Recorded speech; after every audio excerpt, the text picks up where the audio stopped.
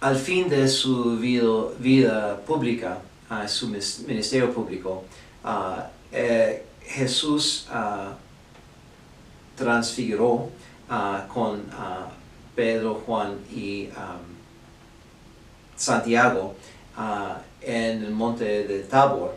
Y este misterio es el cuarto de los luminosos, es muy importante y nos enseña mucho, pues vamos a empezar con este misterio. El cuarto misterio luminoso es la transfiguración. Como prólogo de este misterio, para entender la transfiguración debemos mirar el contexto.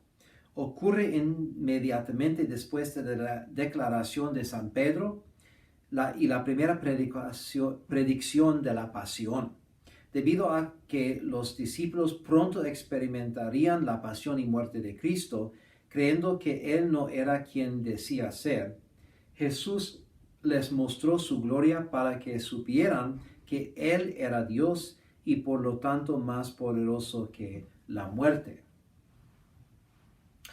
Uno de los aspectos más significantes de este misterio es el más fácil de pasar por alto porque es muy sutil. Esta transfiguración ocurre mientras Cristo está en oración. Jesús estuvo a menudo en oración, pero por el bien de sus amigos más cercanos. Él se transfiguró en oración. En cierto modo, esto nos enseña el afecto que debemos experimentar a través de la oración genuina. Aunque no debemos esperar consolaciones sobrenaturales en la oración y experiencias místicas, a medida que crecemos en la oración, Dios las concede a las almas más avanzadas. Se llenan de su luz y gozo a veces, pero no siempre, en oración. Si bien no debemos buscarlo, debemos esperar que si alcanzamos los niveles profundos de oración que debemos alcanzar, experimentaremos lo mismo. Este misterio también es una teofanía de la Santísima Trinidad. Como dice el Catecismo, la Santísima Trinidad se manifiesta en la transfiguración como lo fue en el bautismo en el Jordán. En este caso, la nube brillante es el símbolo del Espíritu Santo. Y el prefacio de la Santísima Trinidad de la misa dice: Oh Santo Señor Padre Todopoderoso y Eterno Dios, que con tu Hijo unigénito y el Espíritu Santo eres un solo Dios, un solo Señor, no en la unidad de una sola persona, sino en la Trinidad de una sustancia. Porque lo que creemos de tu revelación concerniente a tu gloria, eso mismo creemos también de tu Hijo y del Espíritu Santo, sin diferencia ni separación. De modo que al confesar la verdadera y eterna divinidad, adoremos la distinción en las personas, la unidad en el ser y la igualdad en la majestad. Que los ángeles y los arcángeles, los querubines y los serafines alaban y no cesan de clamar a una sola voz. Ahora, no comprendiendo la necesidad de la pasión, Pedro seguirá permanezcan en esta gloriosa situación, erigiendo 3 tiendas o cabañas. Cristo nos cede a esta sugerencia porque es a través de su muerte que Él puede redimirnos por su resurrección. San Pedro quiere quedarse en la montaña y ver la gloria, pero la cruz espera y Él lo sabe. Y la cruz no se puede evitar, como dice el Señor. Y les decía a todos: si alguno quiere venir detrás de mí, que se niegue a sí mismo, que tome su cruz cada día y que me siga. El contexto de este pasaje es muy importante. No podemos esperar en este valle de lágrimas tener siempre momentos de transfiguración. Satanás está esperando un león rugiente siempre al acecho. Inmediatamente después de descender de la montaña, Jesús y sus discípulos se enfrentan a un endemoniado, obra del diablo. Ahora, ¿qué es el motivo de este misterio, de esta transfiguración? Leemos en la colecta de la transfiguración: Oh Dios, en la gloriosa transfiguración de tu Hijo unigénito, confirmaste las verdades de la fe por el testimonio de los profetas, anunciaste maravillosamente el hecho de nuestra adopción como hijos tuyos por la voz que habla a través de la nube resplandeciente. Concédenos en tu misericordia que seamos coherederos con el Rey de la Gloria y partícipes de esta misma gloria que es suya por Cristo nuestro Señor. ¿Y qué es la importancia de Moisés y Elías en este relato? Bueno, tanto Moisés como Elías tenían encuentros con Dios en el monte Horeb. Por ejemplo, Moisés, leemos en Éxodo: Moisés apacentaba el rebaño de su suegro Jetro, sacerdote de Madián. Condujo a sus rebaños al lado oeste del desierto y llegó a Horeb, la montaña de Dios. El ángel del Señor se le manifestó en forma de llama de fuego en medio de una zarza. Moisés miró, la zarza ardía, pero no se consumía. Y se dijo Moisés: voy a acercarme y comprobar esta visión prodigiosa, porque no se consume la zarza. Vio el Señor que Moisés se acercaba a mirar y lo llamó de entre la zarza: Moisés, Moisés. Y respondió él: heme aquí. Y dijo Dios: no te acerques aquí, quítate las sandalias de los pies, porque el lugar que pisas es tierra sagrada. Y añadió: yo soy el Dios de tu padre, del Dios de Abraham, el Dios de Isaac y el Dios de Jacob. Moisés se cubrió el rostro por temor a contemplar a Dios. Y también tenemos Elías en el primer libro de los Reyes. Se levantó, comió y bebió, y con las fuerzas de aquella comida caminó 40 días y 40 noches hasta el Horeb, el monte de Dios. Ahí entró en una cueva donde pasó la noche. Entonces le llegó la palabra del Señor diciéndole: ¿qué te trae aquí, Elías? El ángel dijo: sal y quédate en la montaña delante del Señor. Entonces el Señor pasó y un viento fortísimo conmovió la montaña y partió las rocas delante del Señor. Pero el Señor no estaba en el viento. Detrás del viento un terremoto, pero el Señor no estaba en el terremoto. Detrás del terremoto un fuego, pero el Señor no estaba en el fuego. Detrás del fuego una voz pequeña y suave. Cuando Elías lo oyó, se cubrió el rostro con el manto, salió y se detuvo a la puerta de la cueva. Entonces le llegó una voz que decía: ¿qué te trae aquí, Elías? Aún más significativo, Moisés nuevamente se encuentra con Dios en el monte Sinaí, que San Jerónimo y eruditos recientes dice es la misma que Horeb. En la montaña del tercer día hubo truenos y relámpagos y una espesa nube sobre la montaña y un sonido de trompeta muy fuerte, de modo que todas las personas que estaban en el campamento temblaron. Entonces Moisés sacó al pueblo del campamento para encontrarse con Dios, y tomaron su posición al pie de la montaña.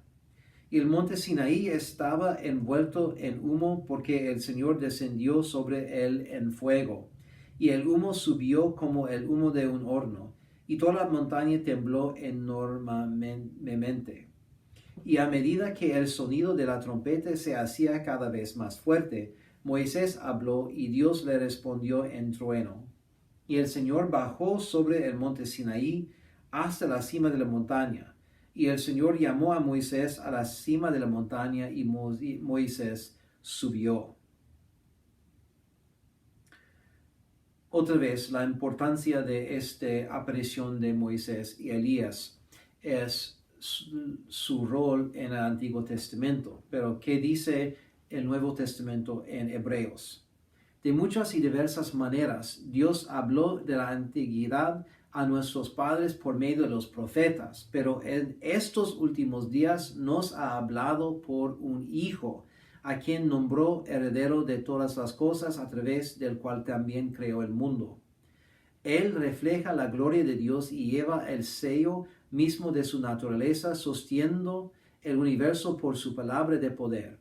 Cuando hizo la purificación por los pecados, se sentó a la diestra de la majestad en lo alto, habiéndose vuelto tan superior a los ángeles como el nombre que ha obtenido es más excelente que el de ellos. Ahora, Él es el cumplimiento y vemos en este relato este cumplimiento. Pero, ¿qué es el cumplimiento?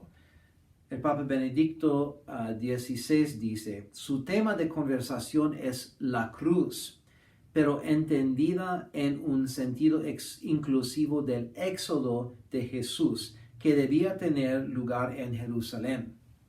La cruz de Jesús es un éxodo, una salida de esta vida, un paso por el mar rojo de la pasión y una transición a la gloria, una gloria que, sin embargo, lleva para siempre la marca de las heridas de Jesús. También en la luz de las palabras del Padre, en la voz del Padre en este relato, somos adoptados por haber recibido el Espíritu Santo. Recibimos el Espíritu Santo, de hecho, la morada de toda la Santísima Trinidad en el bautismo. Decimos que somos hijos en el Hijo, porque nuestra adopción es por habernos unido a Cristo en su cuerpo místico, la Iglesia. Cristo es la cabeza del cuerpo, la Iglesia, y nosotros sus miembros. La Iglesia es el cuerpo místico de Cristo, como hemos dicho. Lo que se puede decir del cuerpo físico de Cristo, se puede decir de alguna manera de su cuerpo místico, la Iglesia. Por tanto, si su cuerpo es glorificado en su resurrección, que está prefigurada en la transfiguración, entonces su cuerpo místico será glorificado también. Esto será individualmente y la Iglesia en su conjunto. La Iglesia es la nueva Jerusalén, la esposa de Cristo, como dice el Apocalipsis. Entonces vino uno de los 7 ángeles que tenían las 7 copas llenas de las 7 plagas finales y habló conmigo.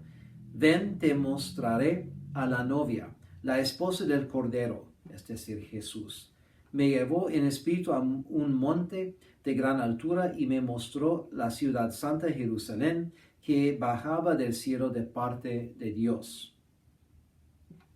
Nosotros también, como miembros, tenemos esta esperanza, como dice San Pablo a los Filipenses. Pero nosotros somos ciudadanos del cielo, de donde también esperamos al Salvador, al Señor Jesucristo, el cual transformará nuestro cuerpo de un cuerpo glorioso como el suyo, en virtud del poder que tiene para someter a su dominio todas las cosas.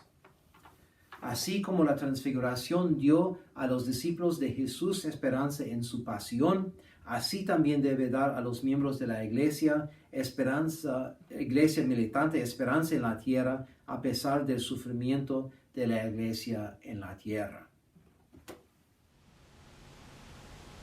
Ahora, a causa de que hemos dicho que esta transfiguración es una manifestación de la Santísima Trinidad, en el catecismo de esta lección vamos a estudiar qué significa la Santísima Trinidad.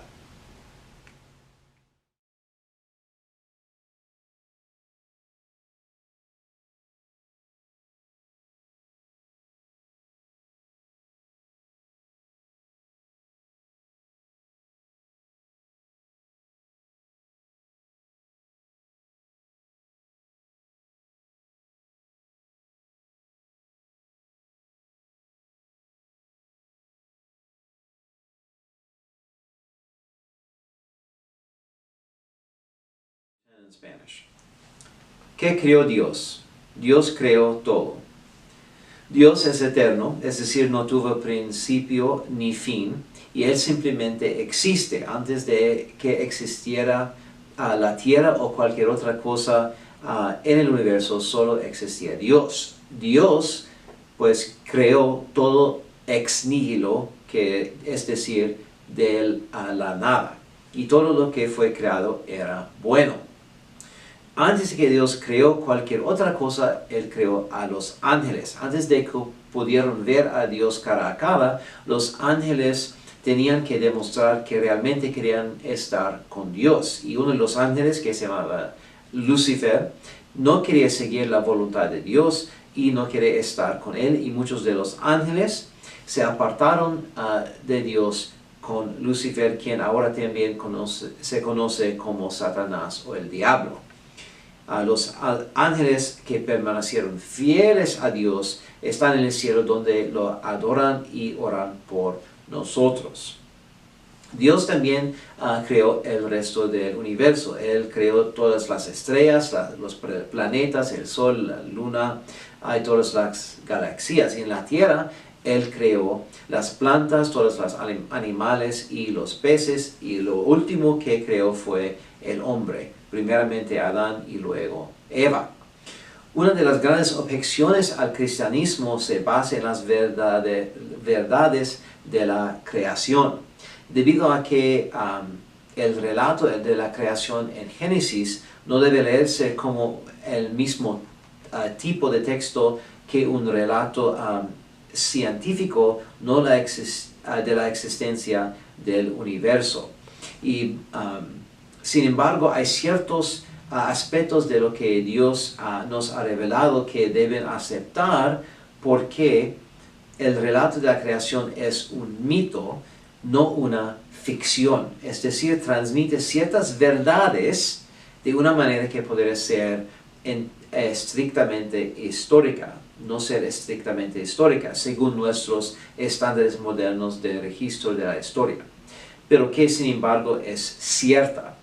Y la Comisión Bíblica Pontifical los define como la creación de todas las cosas por Dios, la creación especial del hombre, la formación de la primera mujer del primer hombre, la unidad del género humano, la felicidad original de nuestros primeros padres en el estado de justicia, integridad e inmortalidad, el mandato dado por Dios, la transgresión del mandato divino por instigación del diablo bajo la forma de una serpiente, y la degradación de nuestros primeros padres de este estado primogenio de inocencia y la promesa de un futuro redentor. Dios nos creó a su imagen como hombre y mujer. Él nos creó con un espíritu y un cuerpo. Y el espíritu que da vida a nuestros cuerpos es nuestra alma. El alma de hombre tiene dos facultades o poderes importantes: el intelecto y la voluntad. Nuestro intelecto o mente es como pensamos, recordamos y conocemos. Y nuestra voluntad o corazón es como elegimos y pues como amamos. Somos como los ángeles y Dios, que también tiene este intelecto y voluntad.